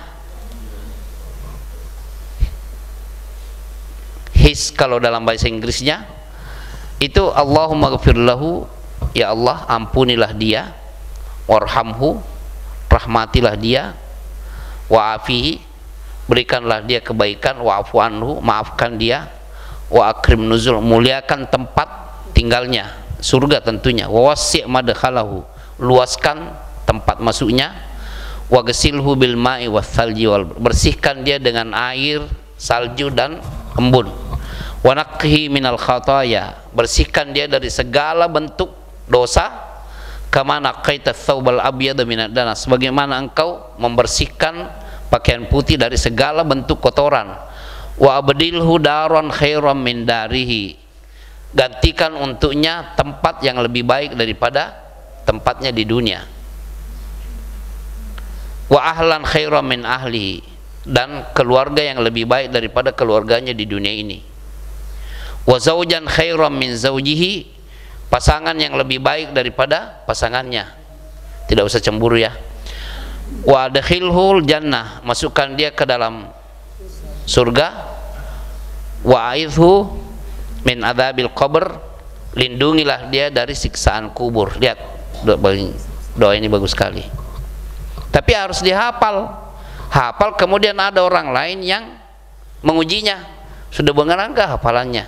Tapi kalau tidak ada ujian, ya sholat jenazahnya bisa ada-adanya begitu. Mungkin dia tidak hafal, tapi dia, wah nggak enak kalau tidak ikut sholat jenazah, setor muka jadinya. Tapi di sisi Allah bagaimana? Kita kan disuruh mengikuti Nabi Muhammad SAW. Ini harus diujikan, seperti menguji penghafal Quran. Jadi kalau tidak bagaimana? Khususnya yang statusnya relawan ya, atau yang berani maju sebagai imam, itu harus diujikan ininya. Doa yang dia pilih ketika sholat jenazah setelah takbir ketiga, Makanya anak sudah pisahkan, nanti filenya anak kirim. Ini yang lainnya, yang lebih komplit, tidak membedakan antara jenazah laki-laki atau jenazah perempuan. Lihat, Allahumma ghfir li hayyina, ya Allah ampuni orang hidup di antara kami, wa mayyitina, dan orang yang sudah meninggal, wa syahidina, yang hadir di tempat ini. Semua yang ikut jenazah dapat tuh salat jenazah. Wa ghaibina, dan yang tidak hadir di sini di antara kaum muslimin maksudnya. Wa sagirina, yang kecil di antara kami. Makanya kalau ada bayi, pilih ini. Pilih ya, doa ini kalau bayi yang disolati. Wa kabirina, dan orang yang besar di antara kami. Wa dzakarina, yang laki-laki di antara kami. Wa unsana, dan perempuan di antara kami. Bencong tidak masuk ya. Allahumma, ya Allah, man ahyaitahu minna, siapa yang engkau hidupkan di antara kami, fa ahyihi ala Islam, hidupkan di atas ajaran Islam.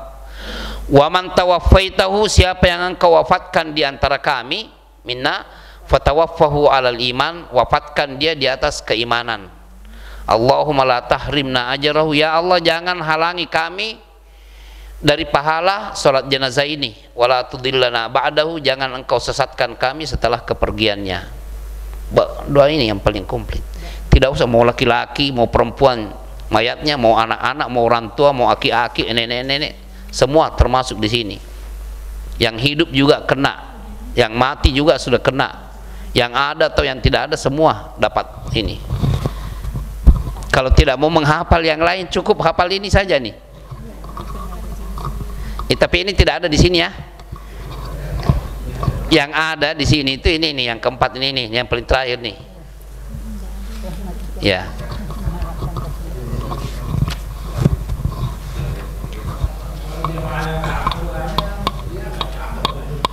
Kalau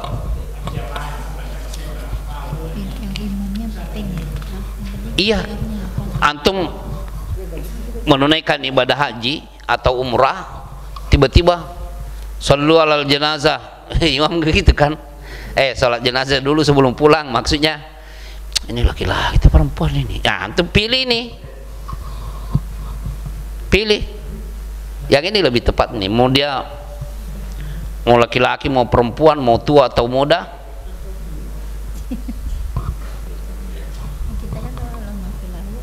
dapat pahala. Ya ini juga lebih ini juga karena pakai kata fulan ya, tapi isinya bagus juga nih. Allahumma inna fulana bin fulanin fi dhimmatika, ini si fulan, putra si fulan ini, tapi laki-laki nampaknya ya, laki-laki ini laki-laki berada dalam pengawasanmu. Wahabli jiwarika, juga di sampingmu. Fakihi min fitnatil qabr, hindarkan dia dari fitnah kubur, siksaan kubur. Wa adzabin nar, dan siksaan neraka. Wa anta ahlul wafa'i wal haqqi, engkau adalah pemilik segara wafa dan kebenaran. Faghfir lahu warhamhu, maka ampuni dia dan rahmati. Innaka antal ghafurur rahim, sesungguhnya engkau lah yang maha pengampun lagi maha penyayang. Yang terakhir ini nih, nampaknya kalau ini laki-laki juga. Ya Allah, Allahumma abduka, ya Allah ini hambamu, ibnu amatika, juga putra dari hamba perempuanmu. Ihtaja ila rahmatika, orang ini membutuhkan rahmatmu. Wa anta ganiyun an adzabi, dan engkau itu tidak butuh mengazabnya, menyiksanya. In kana muhsinan, kalau dia selama hidupnya baik, berbuat baik, fazid fi hasanati, tambahkan nilai pahala kebaikannya. Wa in kana musian, tapi kalau dia selama ini berbuat jahat, fatajawaz anhu, maka lewatkan, jangan disiksa. Ya. Ya, tapi lebih baik ini kalau mau ringkas ini nih, doa yang kedua ini.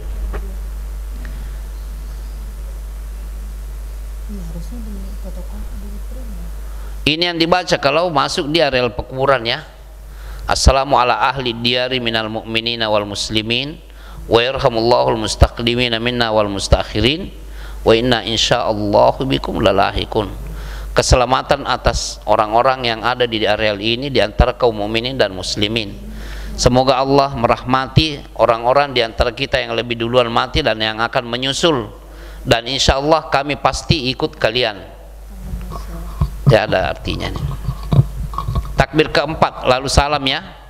Boleh berdoa setelah takbir keempat, boleh juga tidak. Jadi begini, setelah membaca Allahu Akbar takbir keempat, boleh langsung Assalamualaikum warahmatullah, Assalamualaikum warahmatullah. Boleh juga berdoa untuk yang hadir ataupun yang khusus yang meninggal dunia. Kalau meninggal dunia sudah tadi, boleh dua-duanya. Makanya nanti melihat perbedaan, ada yang setelah takbir keempat masih lama, ada juga yang langsung setelah takbir keempat langsung salam.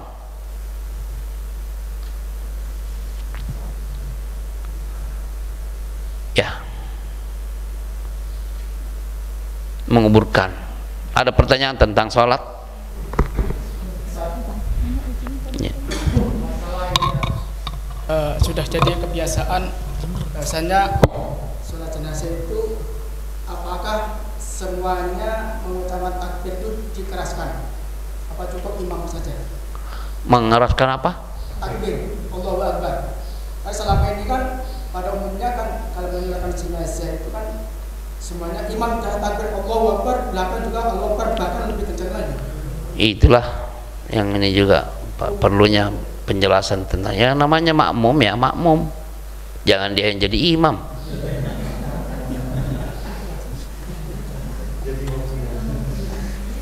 Ini anak kesekian kalinya sholat jenazah di sini juga, anak sengaja pilih di situ tuh, bukan di sini, anak di sana tuh.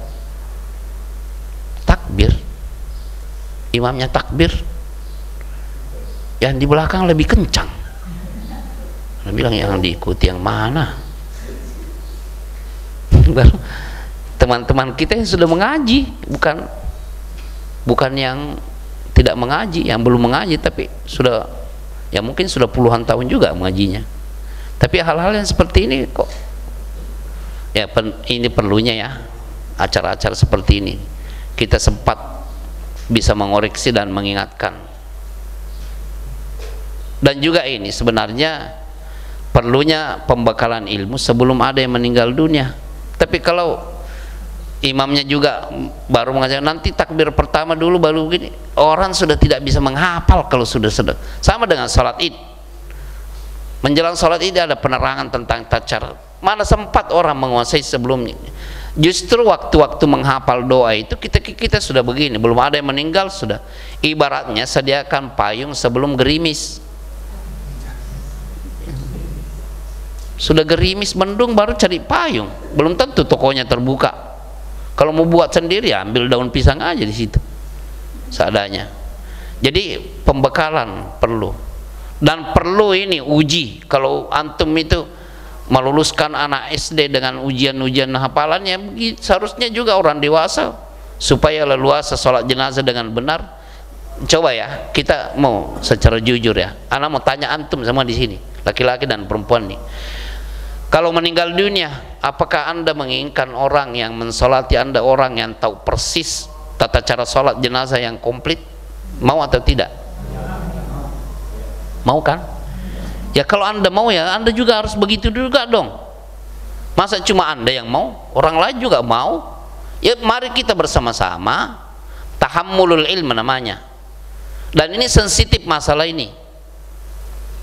Beda dengan yang 5 kali sehari semalam. Doanya ya sudah di ini, seperti makan kacang tuh dengan apa? Minum teh, lancar. Tapi kalau ini kan sewaktu-waktu. Jadi menghafalnya itu memang perlu ini. Ini meninggal dunia, insya Allah saya mau hadir.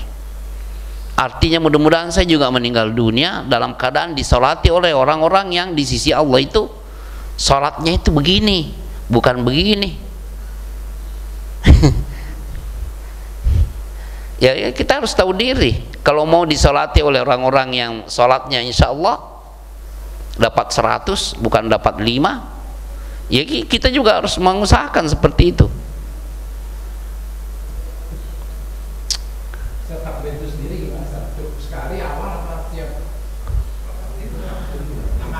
Tangan mengangkat.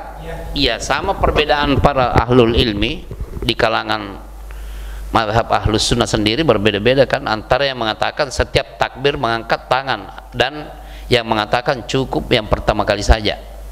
Salat jenazah dan juga salat Idul Fitri, Idul Adha begitu. Perbedaan mereka sama. Cuma walaupun yang sepintas selalu yang lebih banyak yang setiap Allahu Akbar angkat tangan. Tapi di ahlul hadis di antara mereka cenderung mengatakan cukup satu kali. Karena hadisnya tidak marfu kepada Nabi tapi hanya sampai kepada sahabat. Ya, tidak berpengaruh pada sah atau tidaknya salat. Lihat, wajib menguburkan mayat meskipun kafir ya. Tapi apa bedanya? Ya kalau yang dikafani kemudian disolati, dikuburkan menghadap kemana? Kiblat. Itu kan ini yang muslim ya, umat Nabi Muhammad. Kalau yang bukan gimana? Kan tidak terhalu dengan ajaran ini kan? Nah, sekarang pertanyaannya begini, didapati mayat entah meninggal dalam keadaan apa, yang jelas di jalan ada mayat, dibuka kantongnya tidak ada kartu identitasnya. Ini muslim atau non muslim nih? Sudah diumumkan, dipoto, di-share ke semua ini. Datang juga televisi melihat ini ada yang meninggal nih. Tidak ada yang mengakui.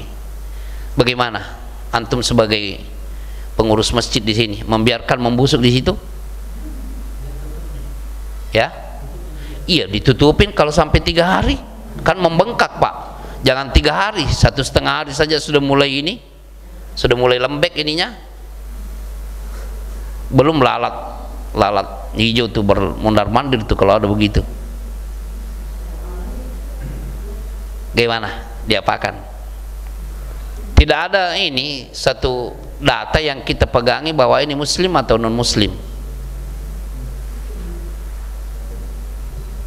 Nah, jadi menurut di sejumlah kitab-kitab mazhab Hambali itu, saya cari-cari di mazhab Syafi'i karena saya lebih banyak dari dulu lebih banyak membaca kitab mazhab Syafi'i. Saya tidak temukan jawaban ini. Tapi di dalam kitab-kitab mazhab Hambali ada. Katanya pakai sistem istirat, persyaratan. Maksudnya kami lakukan seperti ini.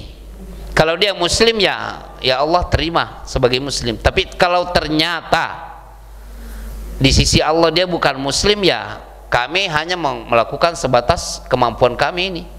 Engkau yang mengetahui ya Allah hal ini.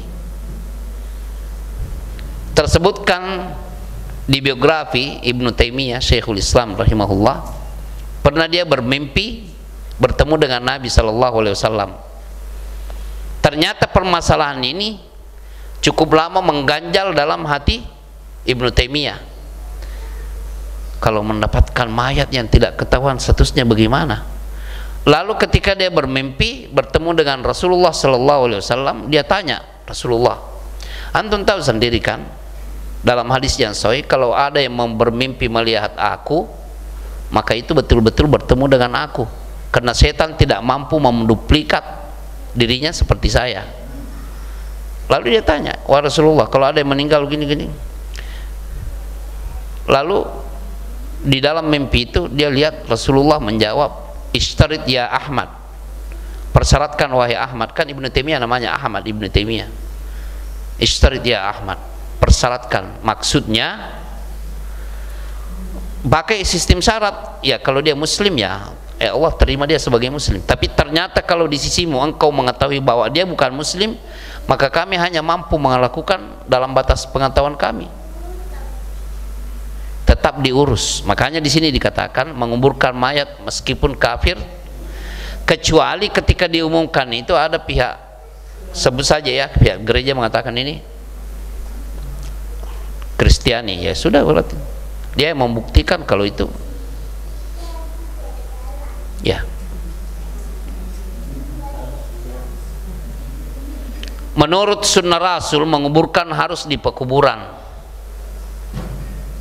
kecuali orang-orang yang mati syahid dikuburkan di lokasi gugur mereka, karena di perang Badar dan Uhud itu yang dilakukan oleh Rasulullah.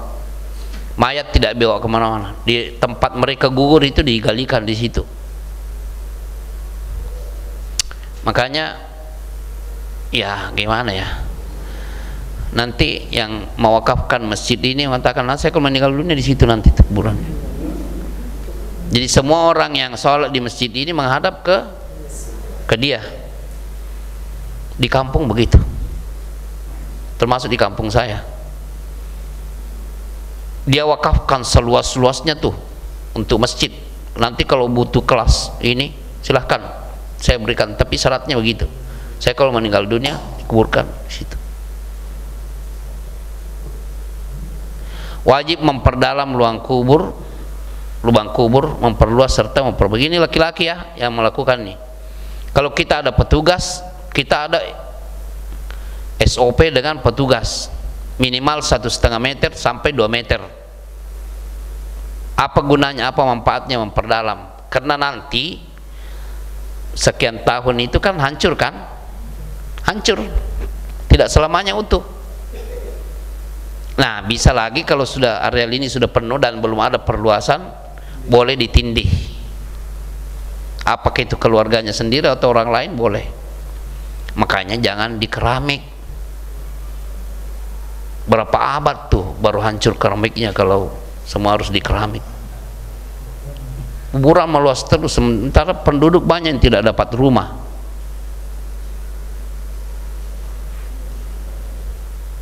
Gunanya diperdalam seperti bisa disusun.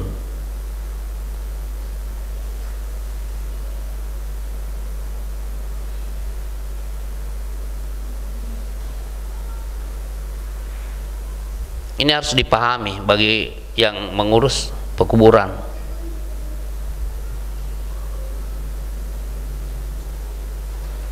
Penataan kubur tempat mayat ada 2 cara. Di dalamnya ada lahat yang di arah kiblat, ada juga syak yang di tengah. Tapi kalau lahat ini bagus karena kita memang menerima mayat untuk langsung diletakkan begini. Tapi kalau syak di tengah berarti berdiri di atas mayat jadinya nanti. Jadi lebih afdal, makanya cara ini lebih afdal. Ini lubangnya begini, ini lahat ini, arah kiblat sini ya, ini nih arah kiblat di sini nih. Ini syak nih di tengah. Jadi kalau meletakkan mayat itu kiri kanan kakinya tuh biasanya membawai mayat jadinya.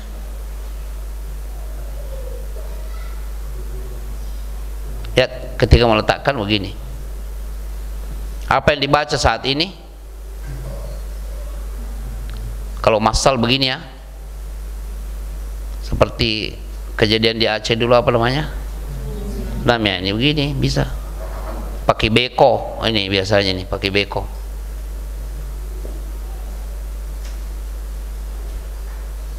Lihat, dia katakan dipersyaratkan bagi yang menguburkan wanita yang semalam tidak menyetubuhi istrinya. Makanya itu sulitnya kalau mayat wanita, harus rewel kita ya, harus diuji satu-satu. Yang mau turun siapa? Kamu ya? Tadi malam?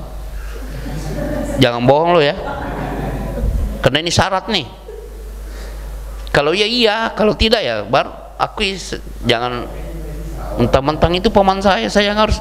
Tapi kalau semalam Anda melakukan, ya jangan dong. Iya. Ya, dari sini ya, dari arah kakinya diturunkan. Bukan ke arah begini, diturunkan begini, jangan diturunkan dari sana. Ini banyak yang menyalahi sunnah begini. Perlunya kajian itu untuk mengetahui hal-hal seperti ini. Ya, meletakkan bismillahi wa ala sunnati rasulillah. Ini juga nih, yang meletakkan di bawah itu 3 orang itu. Yang ini pertama, kalau mayatnya perempuan uji dulu. Ini kalau andaikan ini mayat perempuan, Tanya dulu, kamu tahu nggak bacaannya kalau meletakkan mayat? Yang 3 orang ini ya. Ya. Kalau mayatnya laki-laki cukup. Hafal nggak? Apa? Dia katakan bismillahi wa ala millati rasulillah atau bismillahi wa ala sunnati rasulillah. Kalau mayatnya perempuan tambah lagi satu pertanyaan, tadi malam ini enggak? Kalau dia katakan iya tadi malam, Anda tidak mau syarat. Coba yang lain maju. Tapi kalau mayatnya laki-laki cukup satu pertanyaan. Hafal enggak? Tapi sebaiknya sebelum diberangkatkan mayat sudah ada ini. Nanti siapa yang turun? Siapa yang turun? Jadi masjid juga harus ada tukang ininya nanti. Tukang apa namanya ini? Suka nanya ini.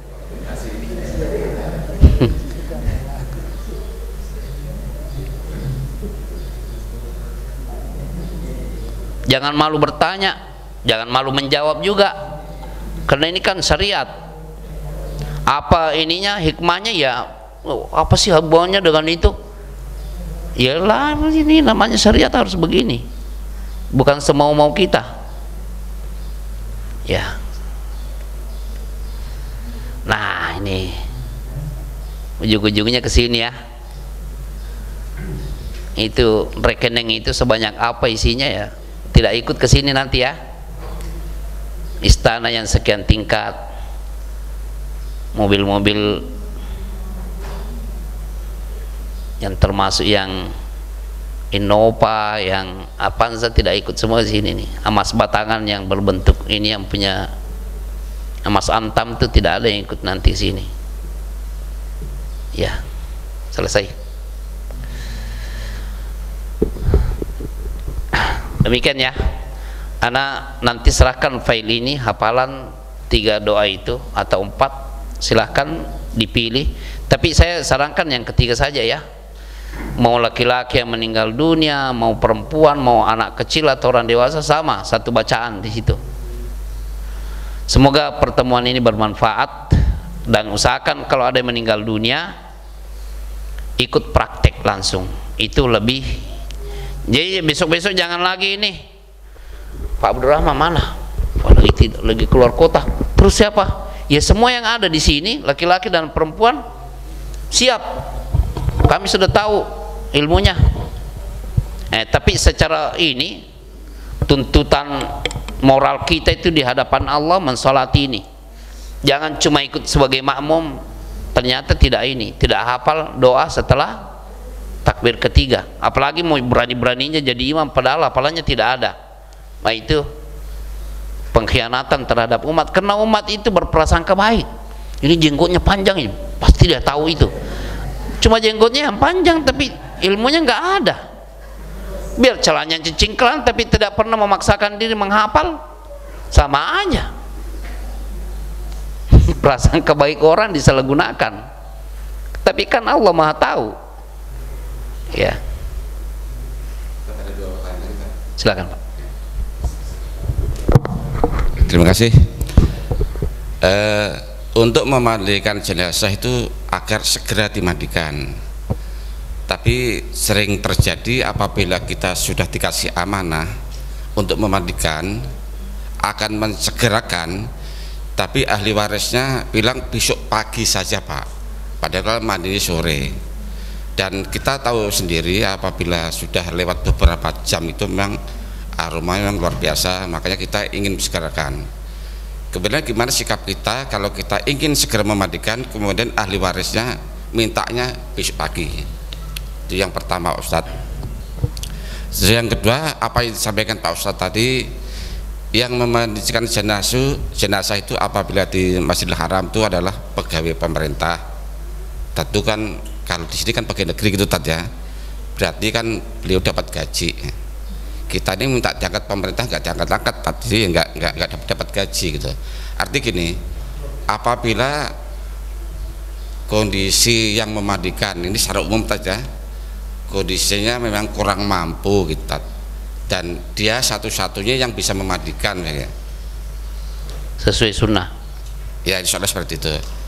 Boleh nggak pengecualian kalau untuk dia itu karena memang kondisi nggak ada dan mengharapkan diangkat jadi sebagai pemerintah juga nggak bisa, ada ahli waris itu memberikan sesuatu ya yang Ustadz bilang amplop tadi itu dua pertanyaan saya. Itu aja, terima kasih.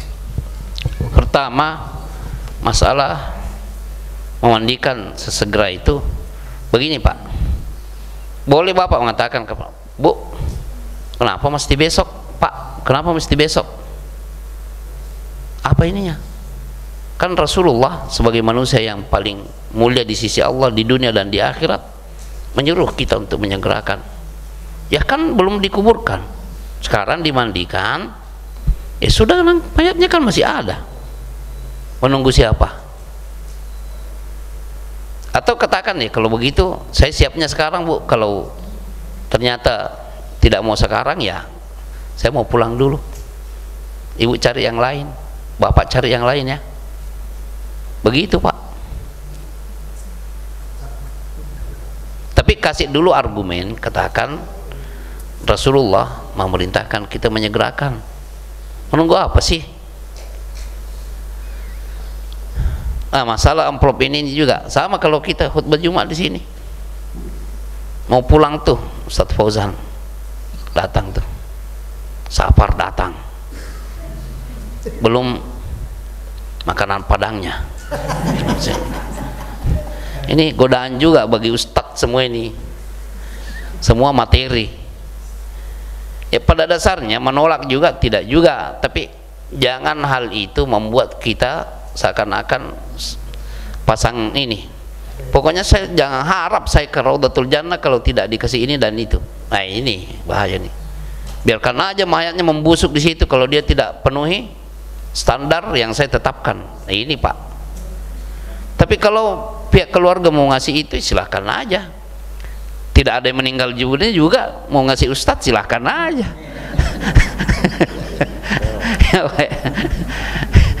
Terus terang ini keikhlasan di zaman dulu itu dalam hal menuntut ilmu dan menerapkan ilmu itu beda dengan sekarang. Lebih dekat dengan zaman Rasulullah, lebih murni. Tapi sekarang ini menuntut ilmu cuma lewat internet. Naik turun mimbar, turunnya dapat amplop, naiknya juga dapat amplop. Semua beda dengan dulu. Dulu orang sampai hidup miskin, melarat hidupnya secara materi itu rela demi satu hadis. 3 bulan berjalan menuju ke Basrah, mengajar si Fulan dan si Fulan. Benar gak pernah menerima hadis seperti itu? Sekarang tidak ada yang begitu, semua sudah ada di internet, tinggal mengklik aja nih udah keluar semua tuh. Beda ya, keikhlasan yang membedakan. Tapi itu juga bukan menjadi semata-mata mengucilkan permasalahan ini, tapi ya fenomena dinamika yang harus dihadapi. Tapi saya pikir sampai sekarang ini tidak ada yang berani mengatakan saya tidak bakal khutbah kalau tidak sekian, atau saya tidak akan datang ke situ memandikan atau mengkafani kalau tidak terpenuhinya ini. Ya kita alhamdulillah ada Yayasan Al-Ummahat, begitu juga menyusul yayasan-yayasan lain, semuanya ini silahkan pakai, mau nyopir sendiri silahkan, mau silahkan. Artinya kita bersyukur dalam kondisi seperti ini masih banyak kaum muslimin yang sadar. Siapkan, karena berharap nanti juga ada ambulans baru namanya ambulans Raudatul Jannah, gratis. Nah, jangan dipasang ya, sopirnya juga Ustadz Fauzan jangan tulis tarif segala. Dan itu kalau sudah atas nama Raudatul Jannah, label-label partai itu sudah tidak ada. Kan kalau di sisi label partai itu kan ini, wah nanti harus milih dong. Iya. Ya silakan Bu. Pakai ini Bu, biar jelas. Kami tidak dengar di sini. Ketika menyolatkan jenazah yang buat perempuannya, ini kan kalau di masjid sini laki-laki di dalam, terus yang perempuan di bagian belakang di TPA itu. Kadang di teras, kadang di TPA. Jadi softnya nggak langsung gitu. Nah itu kalau yang di akhwat apakah dihitung 3 soft lagi, apa udah termasuk dari yang ikhwannya gitu? Iya, yang jelas saf wanita itu masuk dalam hitungan saf. Seumpama saf laki-laki cuma 2 dan ada satu saf laki-laki perempuan juga, ya berarti 3. Kalau di ikhwannya udah banyak, perempuannya harus 3 saf gitu apa enggak? Tidak. Tidak. Yang dimaksud di sini yang mensolati, mau laki-laki mau perempuan,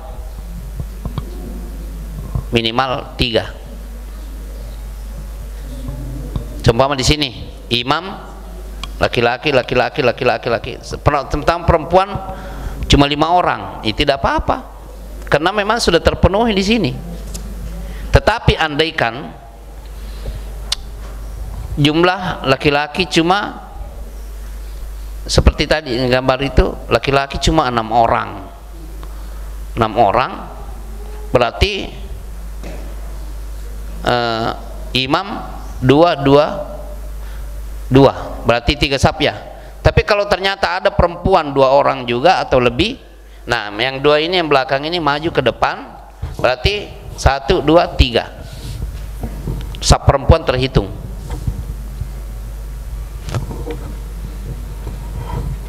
Seorang ibu diamputasi itu dipotong kakinya ya.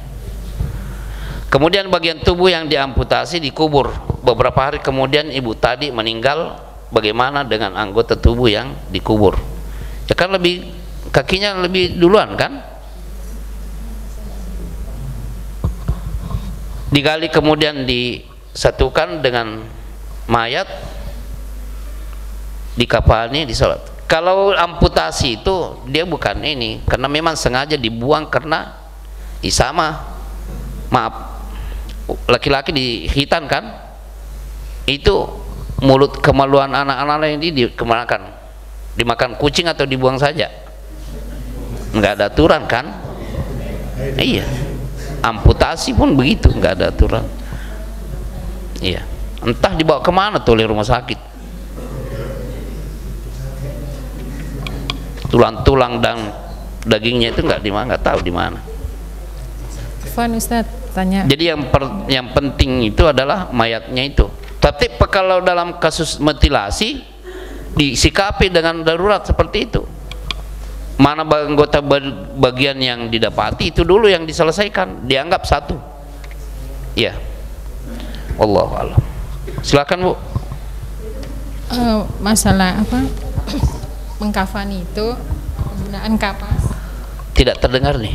Penggunaan kapas itu kalau yang di bokongnya itu Ustadz ya, terus sama yang di wajah itu kan, kalau karena perasaan kita khawatir nanti ada cairan yang keluar gitu, walaupun ketika dimandikan sudah bersih, tapi karena perasaan khawatir aja ya tetap kita pasang. Sama yang di wajah juga, padahal mungkin di hidung udah dipakein, tapi tetap di wajah kita kasih kapas lagi. Itu perlu apa enggak, boleh apa enggak? Jadi begini Bu, hukum syar'i itu tidak memakai ini prasangka-prasangka, keyakinan yang kalau memang saat kita mandikan itu dan informasi keluarga mengatakan sehat, meninggal, ya sudah, kita selama tidak ada yang nampak bagi kita cairan yang keluar, itu jangan dipaksakan memakai pembalut atau apa, penyumbat kapas seperti itu. Bisa saja seseorang, berapa sih nilai harga kapas itu kok segitunya? Bukan masalahnya ini masalah syariat, perlu atau tidak. Kalau cuma dugaan jangan sampai itu tidak bisa menjadi hukum. Hukum ada karena ada ilat kejadian. Nah, para ulama usul fikih menetapkan al-illatu taduru ma'al hukmi wujudan atau adaman. Ilat itu mengikuti hukum syar'i, ketika ada, kalau tidak ada ya tidak ada juga. Jadi jangan dipaksa-paksakan sesuatu yang belum jelas. Wallahu alam. Semoga pertemuan ini diberkahi oleh Allah dan kita diberi pahala untuk kebaikan dunia dan akhirat. Wa subhanakallahumma bihamdika asyhadu an la ilaha illa anta astaghfiruka wa atubu ilaik. Assalamualaikum warahmatullahi wabarakatuh.